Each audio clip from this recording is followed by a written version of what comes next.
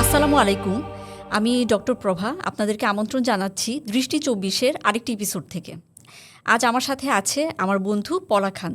পলা, বলো কেমন আছো? আলহামদুলিল্লাহ, আমি ভালো আছি। আসসালামু আলাইকুম সবাইকে আবার শুভেচ্ছা আমাদের এই এপিসোডটি দেখার জন্য। আর তোমাকে অনেক ধন্যবাদ আমাকে এখানে ডাকার জন্য। আমাদের আজকের এই এপিসোডে আমরা দর্শকদের মনে অনেক ধরনের ভ্রান্ত ধারণা আছে ইনফার্টিলিটি ট্রিটমেন্ট নিয়ে। তো আমরা চেষ্টা করব আজকের এপিসোডে সেই সমস্ত কিছু ভ্রান্ত ধারণা নিয়ে কথা বলার জন্য। পলা, আমাকে একটু বলো যে আইভিএফ নিয়ে আমাদের অনেক ধরনের ভ্রান্ত ধারণার মধ্যে একটা ধারণা আছে যে আইভিএফ ট্রিটমেন্ট করালে হয়তো টানা ৯ মাস শুয়ে থাকতে হবে, হাঁটাচলা করা যায় না। এটা নিয়ে তুমি আমাদের ভুল ধারণাটা একটু ভেঙে দাও। প্রথমে যেটা প্রবলেম হয়, মানুষের ধারণা হয় আইভিএফ চিকিৎসায় নিজেদের বাচ্চাই হয় না, এই বাচ্চাটা অন্য কারো ভ্রূণ, অন্য কারো সন্তান তার পেটের মধ্যে প্রতিস্থাপন করে দেওয়া হয়। এটা একটা ভুল ধারণা। আর আরেকটা ধারণা আছে যে এই চিকিৎসার সময় একটা মানুষ নর্মাল কনসিভ করলে যেরকম বেড রেস্টে থাকতে হয় না, কাজ করতে পারে, সাংসারিক কাজ বা যাবতীয় কাজ, কেউ যদি জব করে জবে যেতে পারে, কিন্তু আইভিএফ বা ইক্সি ট্রিটমেন্ট করলে তাকে সম্পূর্ণ বেড রেস্টে থাকতে হয়। সে মুভমেন্ট করতে পারে না, তাকে পুরাই একদম বেড রেস্ট, এবং এই বাচ্চা সিজারে হয়, এই বাচ্চার সময় অনেক বেশি কমপ্লিকেশন হয়। এগুলো একটা ভ্রান্ত ধারণা আছে। কিন্তু সত্যিকার অর্থে এই ক্ষেত্রে কোনো পেশেন্টকে প্রথম যে কয়েকদিন ভ্রূণটা পেটের মধ্যে দেওয়া হয়, ওই কয়েকটা দিন একটু রেস্টে থাকতে হয়, প্রথম 3 দিন। এরপরে সে তার স্বাভাবিক যে সমস্ত কার্যক্রম আছে, যেমন রান্না করা, কাপড় ধোয়া, ঘর মোছা, ভারী জিনিস উত্তোলন, এটা নিষেধ। বাকি অন্যান্য কাজ যেমন বিছানা ঝাড়া, তারপরে তোমার অফিসে যাওয়া, ছোট ছোট বাসার হাউস হোল্ড কাজ, এগুলো করা, বই পড়া, টিভি দেখা, সব কিছুই করতে পারবে। এটার মধ্যে কোনো বেড রেস্টের দরকার নেই। আরেকটা বিষয় হচ্ছে এই যে সিজার লাগবে, আমি অনেক পেশেন্ট আমাদের পেয়েছি যারা আইভিএফ ট্রিটমেন্ট করেছে, তাদের নর্মাল কনসিভ হয়েছে, নর্মাল ডেলিভারি হয়েছে, কোনো ধরনেরই সমস্যা নেই। পুরা এই জার্নিটাই তার অনেক নর্মালি, মানে নর্মাল মেডিসিন খেয়ে, নর্মাল গাইনোকোলজিস্ট দেখে ডেলিভারি করেছে। তো এই ক্ষেত্রে একটা পেশেন্টকে কখনোই 9 মাস কোনো রেস্টে থাকতে হয় না। এটা একদমই নর্মাল ট্রিটমেন্ট। আপনি যদি আপনার গাইনোকোলজিস্টের কাছে গিয়ে না বলেন আপনি আইভিএফ করেছেন, সে কিন্তু বুঝতে পারবে না যে আপনার বেবিটা পেটে নর্মালভাবে আসেনি, আপনি আইভিএফের মাধ্যমে নিয়েছেন। আর এটা অবশ্যই হাজব্যান্ড আর ওয়াইফের শুক্রাণু দিয়ে হয়।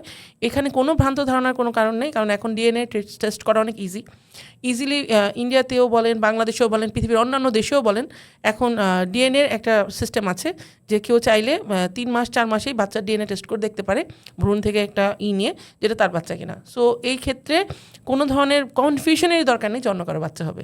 সো এই ভ্রান্ত ধারণাগুলো যে রেস্ট দরকার, অনেক টাকা দরকার, অনেক কষ্ট, আসলে কিছুই না। আরেকটা ধারণা সাধারণ মানুষের মধ্যে আছে যে কম বয়সে আইভিএফ করালে সেটা সাকসেস রেট অনেক বেশি হয়, এবং অনেকেই ভাবে যে 40-এর পরে বা 35-এর পরে আইভিএফ করালে আসলে সেটা খুব একটা সাকসেসফুল হয় না। তো এই ব্যাপারে তোমার অভিজ্ঞতা কি বলে? আমি যেটা বলতে চাই, আমাদের মাধ্যমে যারা ট্রিটমেন্ট করেছে, আমার এখানে 50 এজেরও পেশেন্টেরও পজিটিভ হয়েছে, আবার 42, 45, 45 বছরের মহিলারও পজিটিভ হয়েছে। আমি এক পেশেন্ট পেয়েছিলাম, আমি তার হিস্ট্রিটা একটু ছোটো করে বলি। তিনি যখন আমার কাছে এসেছেন, তিনি হিন্দু ধর্মাবলম্বী, এবং ওনার এমএইচ 42 এজে ছিল 3.5। আমি অনেক অবাক হয়েছি, এত ভালো। তখন আমি ওনাকে জিজ্ঞেস করলাম, আপনি কি কখনো কোনো মেডিসিন? বলে কি, না আপু, আমি কখনো কোনো মেডিসিন খাই নাই, আমি নিরামিষ খাই, আমি অনেক হেলথ এক্সারসাইজ করি, আমি যোগা করি, আমি মেডিটেশন করি, আমি ভালো ভালো খাবার খাই, টাইম মতো ঘুমাই। এবং উনি একটা ভালো সম্ভ্রান্ত ফ্যামিলি থেকে আসছেন, এবং উনি ব্রাহ্মণ টাইপের কিছু একজন, এবং ওনার এমএচ এত ভালো দেখে অবাক। তো এই 42 এইজে তো মানুষের মেনোপজ হয়ে যায় বর্তমান কন্ডিশনে, কিন্তু এই যে ওনার এত ভালো এমএচ, এবং ওনার ওন এগ দিয়ে উনি যখন বাচ্চা নিয়েছে, খুব সুন্দর 2টা বেবি হয়েছে আমাদের মাধ্যমে। সো এইটা কখনোই ধারণা করা উচিত না যে অল্প বয়সে আসলে আইভিএফে সাকসেস হবে, বেশি বয়সে হবে না। এটা বয়সের উপর নির্ভর করে না। প্রথম তো আল্লাহর একটা রহমত তো থাকতেই হবে, তার রহমত ছাড়া কিছুই হয় না। তার রহমত এবং ডক্টরের চেষ্টা এবং রুগীর বডি কন্ডিশন। এখন আমার বডি কন্ডিশন তোমার বডি কন্ডিশন যেমন সেম না। আমার যেমন ডায়াবেটিস, থাইরয়েড, হাই প্রেশার থাকতে পারে, তোমার হয়তো বা না থাকতে পারে। তো এক একটা রুগীর বডি স্ট্রাকচার, এক একটা রুগীর প্রোটোকল আলাদা ট্রিটমেন্ট। তো আমরা ট্রিটমেন্ট প্রোটোকল ফলো করে তার এজ লিমিট দেখে তারপর ট্রিটমেন্ট করি। কিন্তু আইভিএফের চিকিৎসায় 35 থেকে 40-এর এজের মহিলাদের সাকসেস রেট অনেক বেশি হয় এবং ভালো হয়। আইভিএফ এর সাকসেস রেট নিয়ে যখন কথাই উঠছে, তোমার অভিজ্ঞতা থেকে তুমি কিরকম দেখেছো এটা সাকসেস রেটটা আসলে কিরকম? আইভিএফ এর সাকসেস রেট এখন বর্তমানে নাউএডেজ এত বেশি ইমপ্লান্টেশন হয়েছে, এত বেশি ইম্প্রোভাইজেশন হয়েছে, এখন অনেক বেশি সাকসেস রেট। এখন মানুষ এত সচেতন, ধর 1-2 বছর দেখতেছে, 3 বছরের সময় তারা আর ওয়েট করে না। আমার কাছে এত ছোট ছোট ইয়াং কাপলরা আসে, দে আর সো লাভিং ইচ আদার, দুজনকে এত ভালোবাসে। হাজব্যান্ড এসে বলতেছে, আপু আমার ওয়াইফের এগ নাই, অনেক কম এগ, আমি এখনই এত অল্প বয়সে আইভিএফ করবো। আরেকটা পেশেন্ট এসছে আমার কাছে, অ্যাডভোকেট, ওর বয়স মাত্র 28 বছর, ও জানে ওর অ্যাজোস্পার্মিয়া, ও ও কোনো লজ্জাবোধ নাই, ও সুন্দর করে এসে বলতেছে আমি আমার ওয়াইফকে অনেক ভালোবাসি, আমাকে টিসা পিসা করেন, আমাকে আইভিএফ করেন, আমি বাচ্চা নিব, ইক্সি করে বাচ্চা নিব। এবং ওদের সুন্দর একটা মেয়ে বেবি হয়েছে। আমাকে প্রায় ওরা ফোন করে অনেক করে। তো এরকম মানে এই জিনিসটা হইতেছে ভালোবাসার উপরে। তুমি তোমার ওয়াইফকে এবং তুমি তোমার হাজব্যান্ডকে কতটুকু ভালোবাসো, আন্ডারস্ট্যান্ডিং, ট্রিটমেন্টটা নিয়ে অনেক বেশি টেনশন না করে সহজভাবে ট্রিটমেন্টটাকে সহজভাবে চিন্তা করে ট্রিটমেন্ট নিলে অনেক সহজেই বাচ্চা নেওয়া যায়, এতে কোনো বেশি একটা সমস্যা হয় না।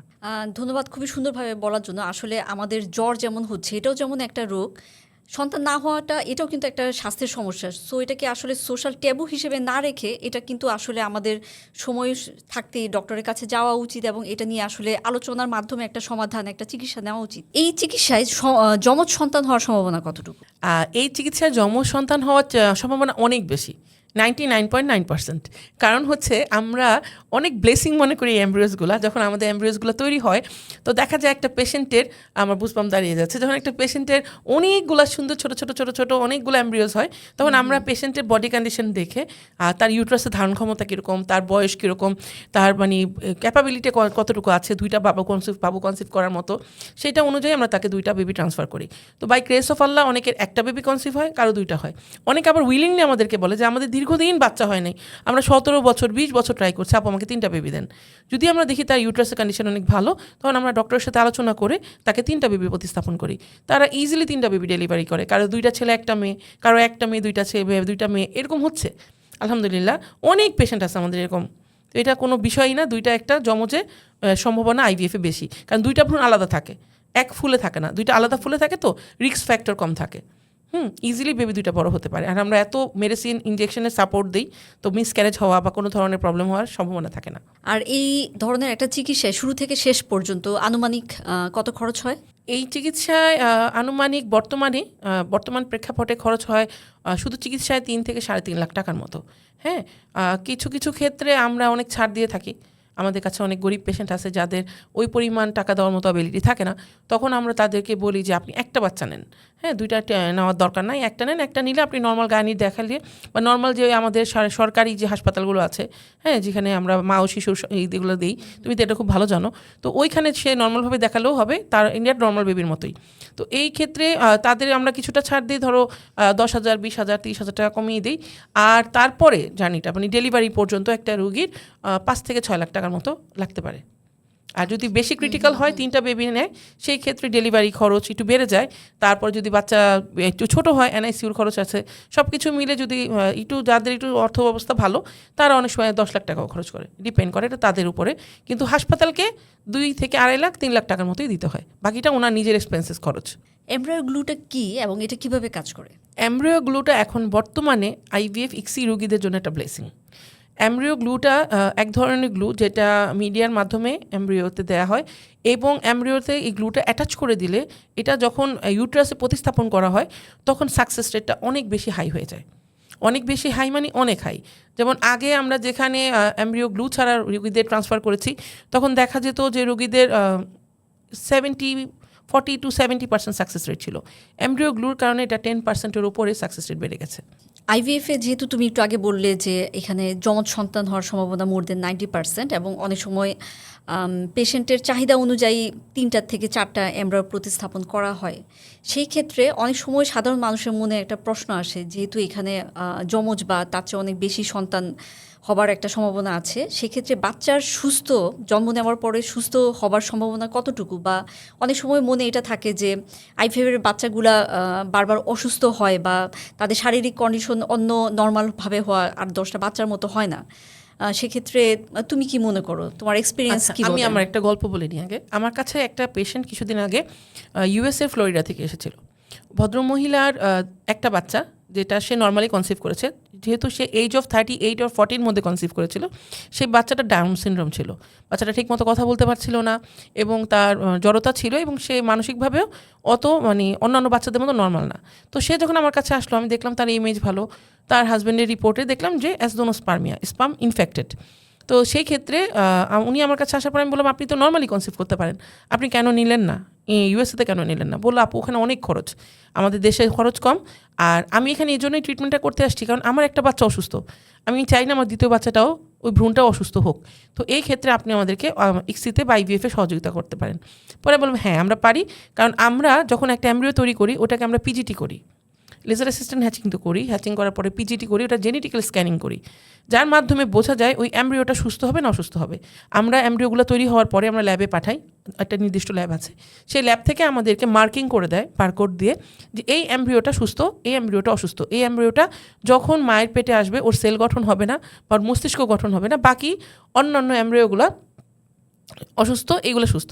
তখন আমরা সুস্থগুলো সিলেক্ট করে তখন ট্রান্সফার করি। আরেকটা বিষয় যেটা বলছিলাম পয়েন্টে, ওনার হাজব্যান্ডের অ্যাসডোনোস্পার্মিয়া যে হাজব্যান্ডগুলোর থাকে ওনাদের স্পাম অনেকভাবেই প্রাকৃতিকভাবে ওনারা নর্মাল মনে করে, কারণ তাদের তেমন কোনো সমস্যা না, কিন্তু তাদের স্পামের ডাবল হেড, আবার দেখা যায় কখনো কখনো ডাবল টেল, এটা একদমই অ্যাবনর্মাল। যখন আমাদের অনেক বাচ্চাদের হয় দেখবা তুমি ঠোঁট কাটা ছোটোবেলা থেকে, বা শরীরের একটা অঙ্গ বাঁকা, বা একটা পোলিওর মতো, বা চোখ একটা অনেক রকমের প্রবলেম নিয়ে হয়, তখন আমরা কি বলি যে বাতাস লাগছে, বা মানে ঝাড়ফুঁক করা হয়েছে, বা কেউ একটা আসর করছে, বা কেউ তাবিজ করছে। অ্যাকচুয়ালি তা না, ওই স্পার্মের ইনফেকশনের জন্যই একটা নারী যখন সে বাচ্চাটাকে জন্ম দেয় তখন সে বাচ্চাটা অ্যাবনর্মাল তৈরি হয়। তো যখন আমরা এই ট্রিটমেন্টে আইভিএফে আমাদের ইমসি একটা ট্রিটমেন্ট আছে, যেটা মাইক্রোস্কোপ দিয়ে 40,000-এর বেশি পাওয়ার দিয়ে দেখা যায় যে স্পামটা ইনফেক্টেড কিনা। ওই হাজার হাজার স্পামের মধ্যে আমরা সুস্থ স্পাম খুঁজে সেই স্পামটা দিয়ে যখন ওনাকে ভ্রূণটা তৈরি করে ওনাকে প্রতিস্থাপন করেছি, উনি একটা সুস্থ বাচ্চা জন্ম দিয়েছেন ইউএসএতে। তো এই জন্য ইক্সি বা ইমসি মানুষকে অনেক হেল্প করতে পারে সুস্থ বাচ্চা দেওয়ার জন্য। এবং আইভিএফ ইক্সিতে ট্রিটমেন্টে বাচ্চারা অসুস্থ হয় না, বাচ্চারা অনেক সুস্থ হয়, কারণ এই ট্রিটমেন্টে বাচ্চাগুলা এত এত যুদ্ধ পার করে আসে যে এই যুদ্ধের কারণে তারা সুস্থ হয়। বেস্ট এমব্রয়গুলোকেই তো নেওয়া হয়, সিলেক্ট করা হয়, সেক্ষেত্রে চান্সেসগুলো অনেক কম থাকে।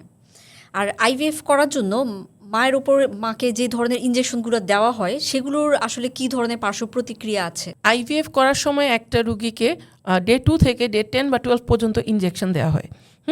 এই ইনজেকশনগুলো হচ্ছে তার হরমোনটাকে ইনক্রিজ করে এগুলাকে খুব দ্রুত বড় করার জন্য দেওয়া হয়, এবং এইটা আমরা একটা সেক্টরেই মানে একটা সাইকেলেই কমপ্লিট করে ফেলি এবং এগ কালেকশন করে ফেলি।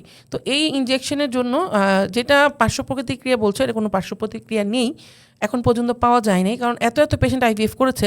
তারপরে যখন সে একটা সাইকেল অফ করে আমরা ফ্রোজেন এমব্রিও ট্রান্সফার করি, কারণ ফ্রোজেন এমব্রিও ট্রান্সফারে সাকসেস রেট অনেক হাই থাকে।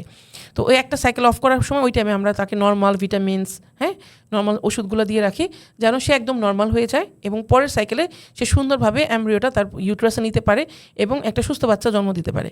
তো আর বাচ্চা যখন জন্ম দেয় তখন তো 9 মাস এমনি সে আল্লাহর একটা ব্লেসিংয়ের মধ্যে, দয়ার মধ্যে থাকে, ডক্টরের কেয়ারের মধ্যে থাকে, ভিটামিনসের মধ্যে থাকে, তো তখন আর তার কোনো অসুস্থতা হওয়ার সম্ভাবনা নেই। ফ্রোজেন এমব্রয় ইমপ্লান্ট করার আগে যে সাইকেলের কথা বললে, এটা সাধারণত কত দিন বা কত মাস? আমাদের এমনও রুগী আছে আমাদের কাছে এমব্রিও ফ্রিজিং করে রেখে আসছে 5 বছর আগে, একটা বেবি হয়েছে, এখন 5 বছর পরে তার আরেকটা বেবি নেবে। তো ফ্রোজেন এমব্রিও ট্রান্সফারের সাকসেস রেট অনেক বেশি থাকে, কারণ এমব্রিওগুলো অনেক স্ট্রং থাকে। কেন? কারণ ওদেরকে সবসময় মিডিয়ার মধ্যে, ইনকিউবেটরের মধ্যে রাখা হয়, এবং ওদেরকে সবসময় চেকিংয়ের মধ্যে রাখা হয়, এবং ওই এমব্রিওগুলো আমার ইয়াং এজের, কিন্তু আমার কিন্তু বয়স বাড়তেছে, আমার এমব্রিওর কিন্তু ডে 5 বয়স, ও ডে 5-ই আছে। তো ওকে যখন ফ্রোজেনটা ট্রান্সফার করা হয় কোনো এইজ পেশেন্টকেও, তখন তার সাকসেস রেট অনেক হাই হওয়ার সম্ভাবনা থাকে, কারণ এমব্রিওটা অনেক স্ট্রং। প্রথমবার আইভিএফ করানোর পর সেটা যদি ফেইল্ড হয়, দ্বিতীয়বার আইভিএফ করাতে গেলে কি কোনো ধরনের কমপ্লিকেশন হয়, বা এটার সাথে যে ফিনান্সিয়াল কস্ট জড়িত থাকে সেটা নিয়ে তুমি কিছু বলবে? অবশ্যই, এটা অনেক ইম্পর্ট্যান্ট একটা কোয়েশ্চেন। আপনাদেরকে বলি, আমাদের কাছে যে সমস্ত পেশেন্ট আসেন তারা দেখা যায় অনেক জায়গা থেকে ফেইলিওর হয়ে আসেন। ফেইলিওর হয়ে এসে বলেন, আপু আমি ওখানে অনেক লাখ টাকা খরচ করেছি, ওই ডাক্তারের কাছে এটা হয়েছে ওটা হয়েছে, অনেক গল্প বলে। এটা পজিটিভ নেগেটিভ হতেই পারে, আমাদের কাছে হলেও আমাদের নামে এটা মানুষ বলবে, কারণ যার যায় সে জানে তার টাকাগুলো গেছে, তার সময় গেছে, তার শরীরের উপর দিয়ে গেছে। তো নেক্সট টাইম যখন কোনো পেশেন্ট আমাদের কাছে এমব্রিও ট্রান্সফারের জন্য আসে, তার যদি ওই সেন্টারে কোনো এমব্রিও থাকে সেটা সে আমাদের কাছে এনে দিতে পারে, বা সে যদি বলে যে আমরা নতুন করে ফ্রেশ সাইকেল শুরু করব, তখন ওই সাইকেলে তার আমাদের কাছ থেকে নেগেটিভ হইলো, পরের সাইকেলে আমরা শুধুমাত্র তার ইটি চার্জ, যে এমব্রিও ট্রান্সফার করার জন্য যে চার্জটা সেটা নেই, এবং এমব্রিওলজিস্টে যে ডাইংটা করে উনি ভেতর থেকে এসে কাজ করে দেয়, সেইগুলোর জন্য যে হ্যাচিং করে, এটার জন্য একটা চার্জ নেওয়া হয়। এছাড়া পুরো আইভিএফ এর কস্ট যে উনি আগের বার দিয়েছেন ওইটা আর পে করতে হয় না, অনেক সীমিত টাকায়, ধরো বাংলাদেশি টাকায় 50 থেকে 60,000 টাকার মধ্যে সে এমব্রিও দ্বিতীয়বার ট্রান্সফার নিতে পারে। আর তার যদি আরও রিমেনিং এমব্রিও থাকে সেটাও আমাদের কাছে ফ্রিজিং থাকবে, যেই পর্যন্ত উনি পজিটিভ না হবেন। ওই ফ্রিজিং চার্জ আমরা মানে পেশেন্টের কাছ থেকে নিই না। আরেকটা প্রশ্ন আছে, আমাদের ধর্মীয় দৃষ্টিকোণ থেকে অনেক সময় আমরা চিন্তা করি যে আইভিএফ এ সন্তান নেওয়ার ক্ষেত্রে যে আমরা অনেক সময় ভাবি যে এখানে আমাকে না বলে আমার পারমিশন ছাড়া ডোনার এগ অথবা ডোনার স্পার্ম দেওয়া হচ্ছে কি না। তো এটা নিয়ে কিন্তু আমাদের দেশের অনেকের দম্পতির মধ্যে এক ধরনের কিন্তু একটা ভয় ভীতি কিন্তু আছে যে আচ্ছা আমি করাবো, ডাক্তারের কাছে যাব, এই ধরনের কোনো কিছু কি হওয়ার চান্স আছে কি না। তুমি অনেক ইম্পর্টেন্ট একটা কোয়েশ্চেন করেছো। এটার মানে কি বলবো, এত অ্যান্সার দিতে হয়, এই অ্যান্সারের কোনো শেষ নাই। অ্যাজ এ মুসলিম, আমরা যেটা মুসলিম দেশে আমরা যেটা চিন্তা করি যে আমরা একটা বিধর্মী ট্রিটমেন্ট করব, একটা এই ট্রিটমেন্টটা বিদেশ থেকে আসছে, এই ট্রিটমেন্টটা এটা আধুনিক ট্রিটমেন্ট হয়েছে, এটা মেনে নিতে পারি না। যে কারো বাচ্চা হচ্ছে এটাই আমরা মেনে নিতে পারি না। আমরা যদি হঠাৎ করে শুনি যে আমাদেরই কোনো ফ্রেন্ডের 10 বছর পরে বাচ্চা হয়েছে, আমরা চেষ্টা কিরে তো 10 বছর বাচ্চা হয়নি, কীভাবে হইলো? নিশ্চয়ই তুই অন্য কোনো ব্যবস্থা নিছিস, নিশ্চয়ই অন্য কারো স্পাম, অন্য কারো এগ। এটা কিন্তু একটা গুনার কাজ, কারো মনে কষ্ট দিয়ে এভাবে কথা বলাটা ঠিক না, প্রথমত।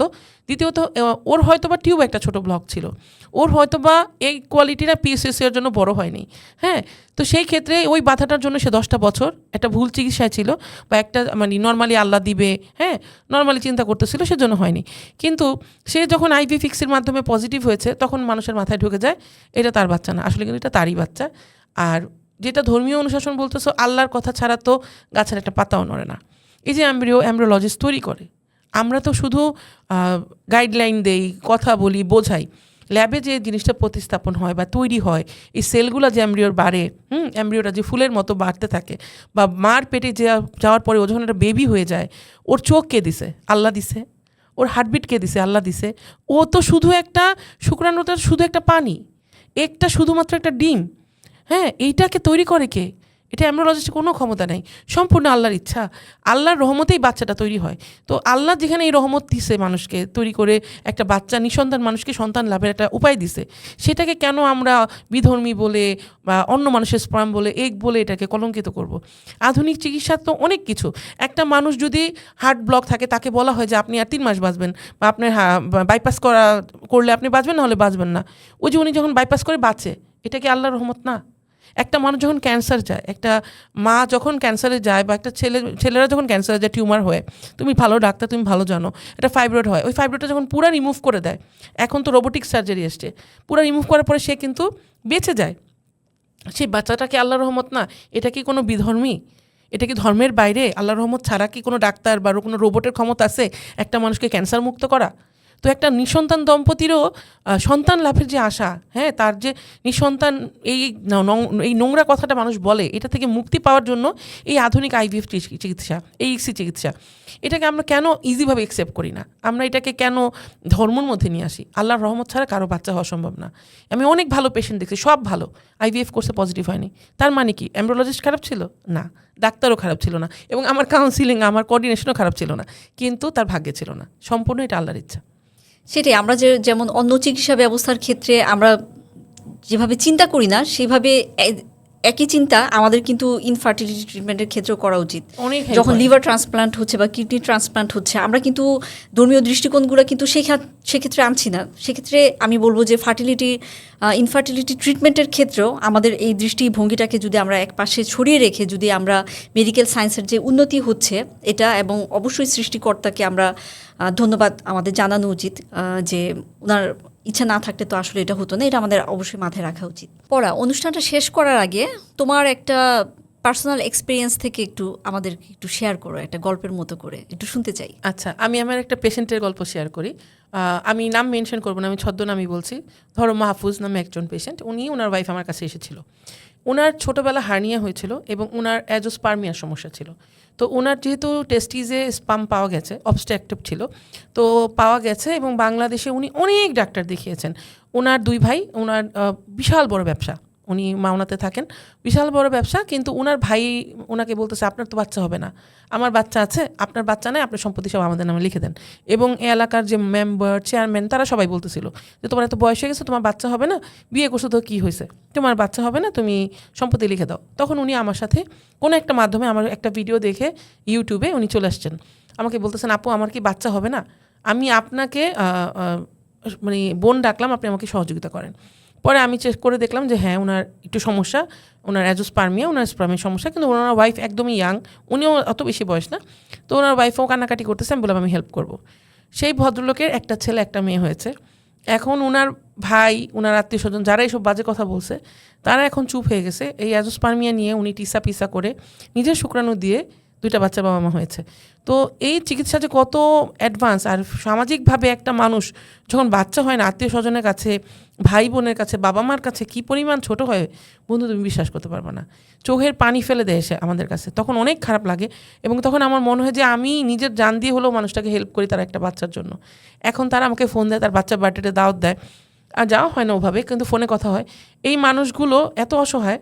হ্যাঁ, আসলে এই আমি চাই আমাদের এই কথাগুলো গ্রামগঞ্জে, অনেক রুরাল প্লেস যেখানে মানুষের চিকিৎসা সম্পর্কে জানে না, তোমার এই এপিসোডের মাধ্যমে তারা যেন জানে যে সামান্য একটা চিকিৎসা, অনেক সময় আমাদের অনেক জমি পড়ে আছে, ঘর পড়ে আছে, কিন্তু একটা সন্তানের জন্য ঘরটা খালি, সংসারটা খালি। আমরা হয়তো বা অন্য কিছুতে খুশি খুঁজতেছি, আমরা হয়তো বা অন্য জায়গায় বিয়ে করার জন্য সেকেন্ড পার্টনার খুঁজতেছি, সেটা না খুঁজে এই চিকিৎসাটা করে তারা সন্তান নিলে তারা তাদের জীবনটাকে সুন্দর করতে পারবে। আর একটা সন্তান বাবা মার জন্য অনেক বড় ব্লেসিং। দিন শেষে যখন বাসায় ফিরে মানুষ তার বাচ্চাকে কোলে নেয়, এর চেয়ে শান্তি আর কিছু নাই। তো এই 1 লাখ 2 লাখ 3 লাখ টাকার চিকিৎসার চিন্তা না করে বাচ্চাটা নিয়ে সুখে থাকা ভালো। ধন্যবাদ পলা, খুবই হার্ট টাচিং একটা গল্প শুনলাম তোমার কাছ থেকে, তোমার এক্সপিরিয়েন্স থেকে। আসলে এই টপিকটা নিয়ে যতই কথা বলা হোক না কেন শেষ হবে না, আর তোমার অভিজ্ঞতার ঝুলিও এত বড় যে তুমি যদি গল্প করতে শেষ করো আমার মনে হয় যে একটা রাত চলে যাবে এই গল্পগুলো শুনতে শুনতে, মানুষের কত কষ্ট এই সমস্যাটা নিয়ে। তো যাই হোক, আজকের এই এপিসোড থেকে আমরা মানুষের ভ্রান্ত ধারণা, যেসব ভুল ভ্রান্তি আছে চিকিৎসা নিয়ে, অনেক কিছু জানা হলো। দর্শক আপনারাও জানলেন। তো আশা করব যে আমাদের এই এপিসোড থেকে আপনারা যে তথ্যগুলো পেয়েছেন, আপনারা ভয় না পেয়ে মনে সাহস নিয়ে এগিয়ে আসবেন, চিকিৎসা নেবেন। এবং আশা করি এই তথ্যগুলোর মাধ্যমে অনেক নিঃসন্তান দম্পতি সন্তান ধারণে সক্ষম হবেন, এবং মা ডাক বাবা ডাক সবাই শুনতে পারবেন। এটাই চাওয়া। অনেক ধন্যবাদ সবাইকে আমাদের সাথে থাকার জন্য।